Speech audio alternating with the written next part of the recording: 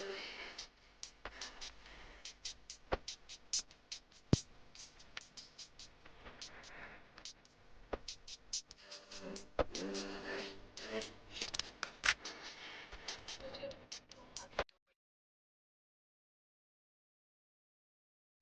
Shri Krishna. Good morning. સવારના 5:30 થઈ ગયા છે અને અહીંયા ત્રણેય ગેસ ચાલુ કરી દીધા છે. અહીંયા હળદરવાળું દૂધ હાર્દી માટે, અહીંયા ફ્રૂટ્સમાં કાંઈ નહોતું ને તો આજે મેં પોપકોર્ન બનાવી દીધા છે નાના બ્રેક માટે, અને મોટા બ્રેક માટે મેગીવાળા ભાત, મેગી રાઈસ.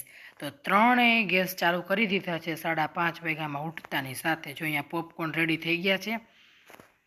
અહીંયા મસ્ત પોપકોર્ન ફોડી દીધા છે એટલે એ લોકોને નાના બ્રેકમાં, શોર્ટ બ્રેકમાં ચાલશે. અને લોંગ બ્રેક માટે રાઈસ છે. એ મસ્ત મસ્ત ગરમા ગરમ પોપકોર્ન લંચ બોક્સ રેડી કરી દીધા છે. રાઈસ ને પોપકોર્ન ને થોડુંક સલાડ મૂક્યું છે કાકડીનું.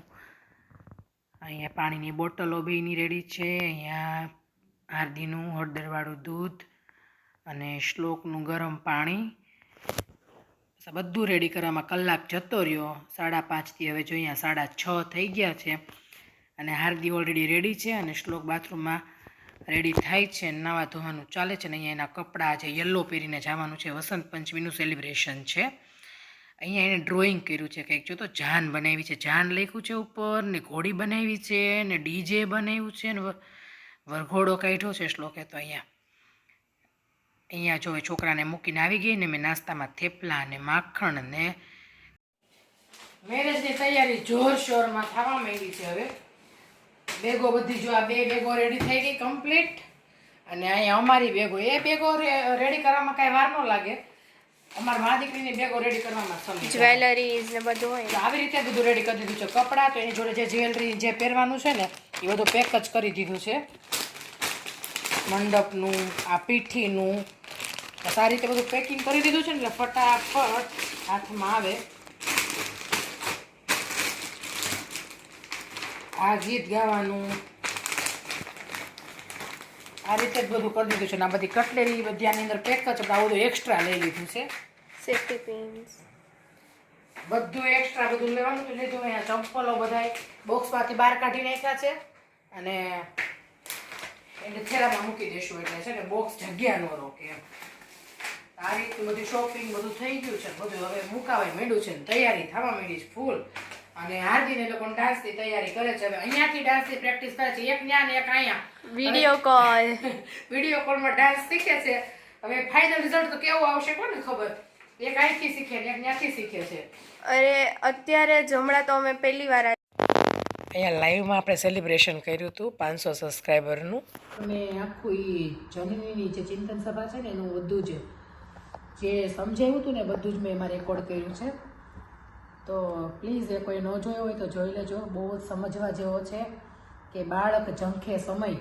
બહુ સરસ છે કે આજના બાળકોને આપણે સમય નથી આપી શકતા પૂરો, અને એના માટે આપણે પૈસા કમાવાની ધૂનમાં કે હું અમારા છોકરાને મોટી મોટી ગિફ્ટો આપીશ, સારી સારી ગિફ્ટ આપીશ, સારી જગ્યાએ ફરવા લઈ જઈશ, કેમ કે એ બધું પૈસા હોય તો જ થવાનું છે. તો એની ધૂનમાં આપણે એટલા વ્યસ્ત થઈ ગયા છીએ ને કે બાળક આપણે કંઈક પૂછવા આવે તો આપણે જવાબ નથી આપતા. પછી બિચારા ગૂગલમાં સર્ચ કરીને જોવે છે. એને રમવું હોય તો એની જોડે રમતા નથી, એ લોકો મોબાઈલમાં રમે છે. તો આ બધો સમય થોડોક બાળકને આપવો પડે. પછી એક ખબર ક્યારે પડે, જ્યારે બાળક આપણાથી દૂર જતું રહે ને ત્યારે આપણને ખ્યાલ આવે. તો આ બધું બહુ જ સરસ વ્લોગમાં છે. તો ન જોયું હોય તો બધા જોઈ લેજો. અને એક બહુ મસ્ત કવિતા એક રજૂ કરી હતી. એ કવિતા મેં બહુ જ સરસ સમજવા જેવી. કવિતાનું નામ છે કે બાળક ઝંખે છે સમય, બાળકને થોડો સમય આપો. કિટી પાર્ટીની ગેમો રમવાની ચાલુ થઈ ગઈ છે. આજે છે કિટી પાર્ટી ને આ રીતની કંઈક ગેમ છે.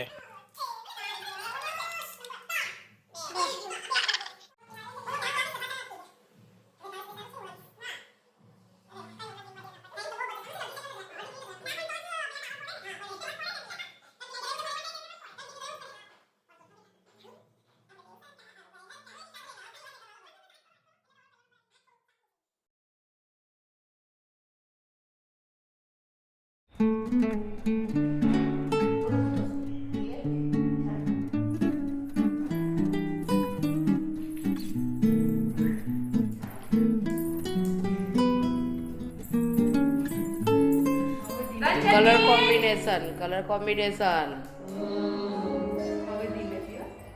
હવે આહિસ્તા હવે એકદમ ધીમે ધીમે બાકી છે ને ગેમ તો રમી લો હજી મેન બાકી સાઈડ પર રહેજો બસ હવે એકદમ ધીમે રહીને કરજે અત્યારે તો પ્રિયંકા છે આયુષમાં અરે આવી ગઈ જો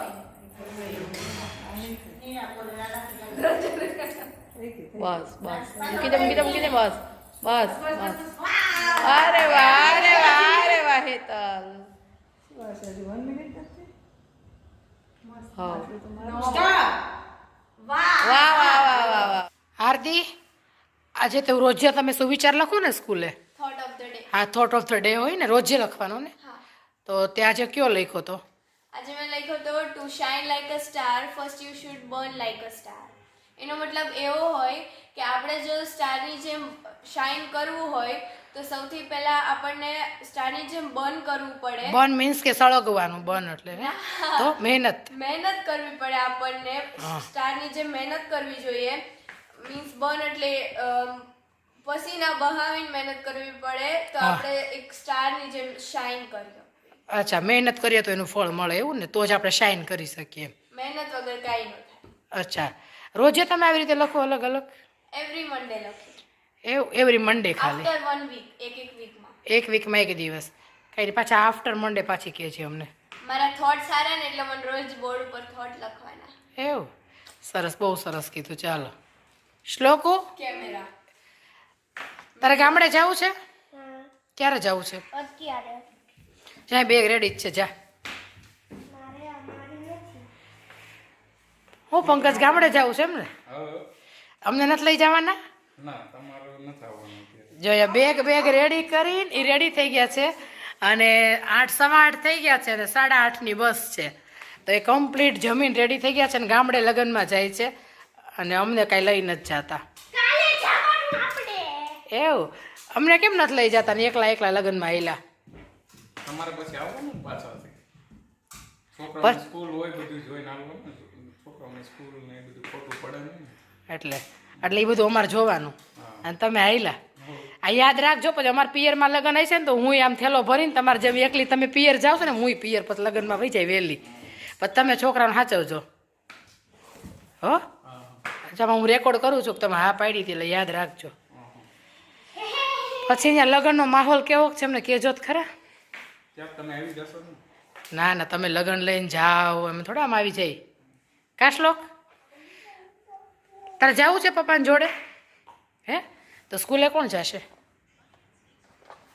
હું જાઉં શ્લોકને મન થઈ જાય હો કોઈ જાતું હોય ને ગામડે એટલે પંકજ જો બેગ બધું રેડી કરીને થઈ ગયા તૈયાર જવા ગામડે મેરેજમાં અને અમે હવે 2 દિવસ પછી જઈશું કાલે લગ્ન લખવાના છે એટલે લગ્ન લેવા માટે 1 દિવસ એને વહેલું જવાનું થયું છે અને અમારે સ્કૂલ લેવું છોકરાઓને પછી બહુ રજા પડતી હતી એટલે કીધું હવે અમે 2 દિવસ પછી જઈશું એમ અને અહીંયા અમે સુરતથી બધાય છે અમારી બહેનોને બધાય જવાના છે બધા જોડે જઈશું અને એ ડાયરેક્ટ લગ્ન લેવા માટે જઈશ તો હવે લગ્ન નજીક આવી ગયા છે ને તૈયારીઓ ચાલુ થઈ ગઈ છે એટલે એ જશે ને 2 દિવસ પછી અમે જઈશું કેમ રોસ હે હામું તો જો અહીંયા જો હામું તો કેમ તને રડવું આવે છે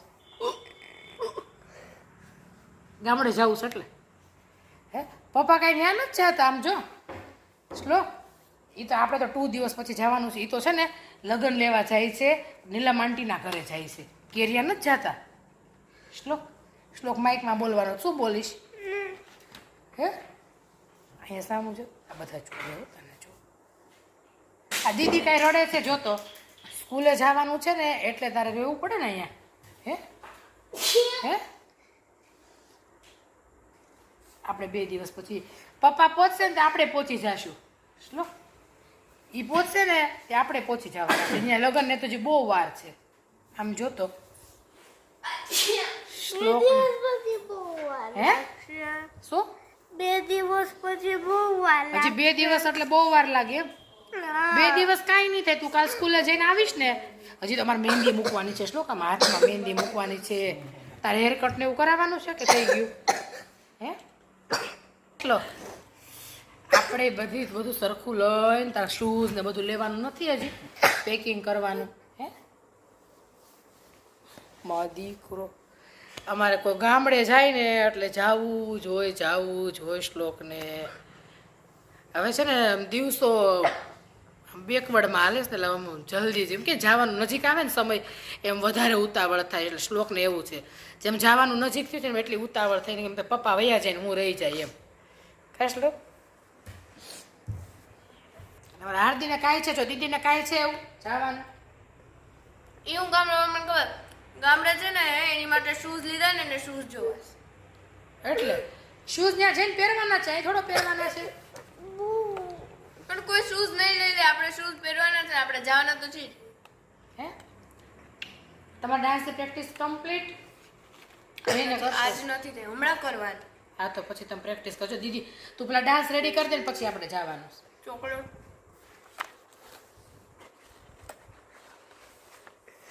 કઈ નહીં હાલો ભાઈને ફોહલાવી થોડીક વાર એટલે હરખું આવી જાય.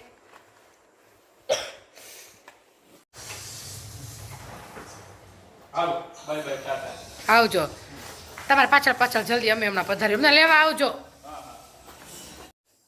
તો પંકજ નીકળી ગયા છે ગામડે જવા અને હાર્દીને શ્લોક બે સૂઈ ગયા છે અને હું હવે ફ્રી હતી તો મેં વિચાર્યું કે ચલો હવે આ ચાંદીના જોડા ને બધું છે ને પાયલ ને બધું એકદમ કાળું કાળું પડી ગયું છે. કેમ કે પહેરતા ન હોય રેગ્યુલરમાં ને ક્યારેક પહેરીએ ને કાઢીએ ને એટલે આવું જ થઈ જાય. તો બધું થોડું સાફ સફાઈ કરીએ તો કઈ રીતે હું આ બધી ચાંદીની વસ્તુને સાફ કરું છું એ આપણે જોઈએ. આ જોડો છે ને આ મારા મમ્મીના મેરેજનો છે ત્યારનો છે. આ મારો છે, આ મમ્મીના મેરેજનો છે ને અમારી પાયલ છે. તો આ બધું છે ને સાફ કરવું છે. એકદમ કાળું થઈ ગયું છે, તમને દેખાય જ છે જો એકદમ બ્લેક થઈ ગયું છે. તો આને સાફ કરવા માટે મેં અહીંયા પાણી લીધું છે અને પાણીમાં ચાની ભૂકી આવે ને આપણે એ ચાય પત્તી 1 ચમચી નાખી છે ને આ પાણી મસ્ત ઉકળે છે. જો અહીંયા આ રીતે ઉકાળી લેવાનું છે. એકદમ સરસ ઉકળી જાય ને 1-1.5 ગ્લાસ જેટલું પાણી છે ને 1 ચમચી જેટલી ભૂકી છે. મસ્ત રીતે ઉકાળવાનું છે.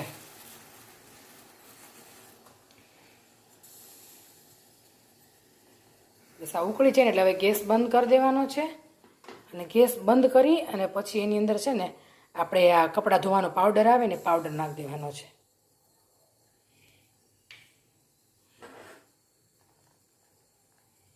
પછી નીચે જ ઉતારી લેશું અને પાવડર અને આ જે ખાવાના સોડા આવે ને એ છે.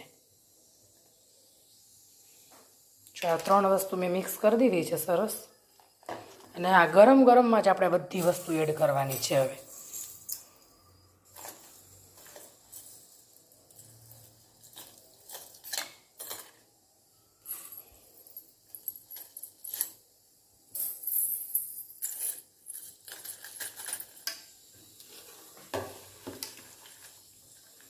જો આમ ડૂબે ને એ રીતે રાખવાનું.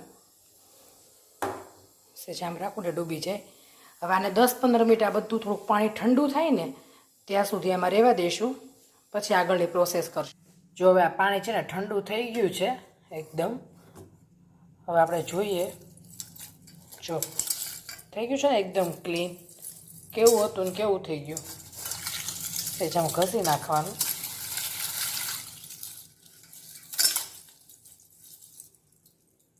પછી તાજા પાણીથી ધોઈ નાખશું.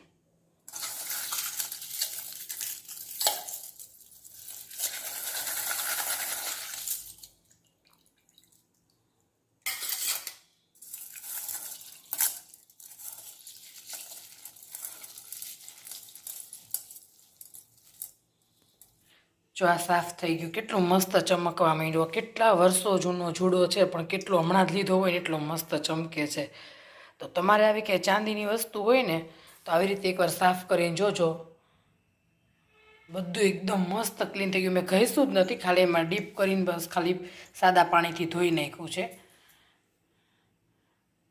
જો છે ને એકદમ મસ્ત ચમકવા માંડ્યો. બસ જો આ ચાંદીની વસ્તુ મસ્ત ચળકવા માંડી છે. તમારી પાસે જો આવું ચાંદીની વસ્તુ પડી હોય અને કાળી પડી ગઈ હોય તો આવી રીતે એકવાર ટ્રાય કરજો. બહુ મસ્ત થઈ જશે. ચાલો તો આ વિડીયોનો એન્ડ પણ આપણે અહીંયા જ કરીએ. જો મારો બ્લોગ પસંદ આવતો હોય તો અમારા બ્લોગને અમારી ચેનલને લાઈક કરજો, શેર કરજો અને અમારી યુટ્યુબ ચેનલને સબસ્ક્રાઈબ કરવાનું ના ભૂલતા. ફટાફટ ચેનલને સબસ્ક્રાઈબ કરી દેજો. ચાલો તો ફરી મળીશું નવા વ્લોગ સાથે. ત્યાં સુધી બધાને જય શ્રી કૃષ્ણ, જય Swaminarayan, bye bye, good night.